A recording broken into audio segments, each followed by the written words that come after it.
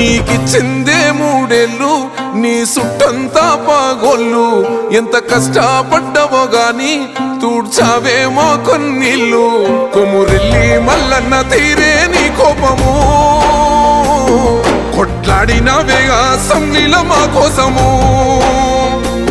మళ్ళీ నీ గెలుపు కోసం దుబ్బక మొత్తం ఒక్కటై వస్తున్నమే నువ్వు మాతో ఉంటే సాలో అన్న రఘన్నా సుడిగుండాలే దండాలు పెడతాయిలే మా కన్నా నువ్వు మాతో ఉంటే సాలో అన్న రఘన్నా నిన్ను మించి నోడే లేడే దుబ్బాక కన్నా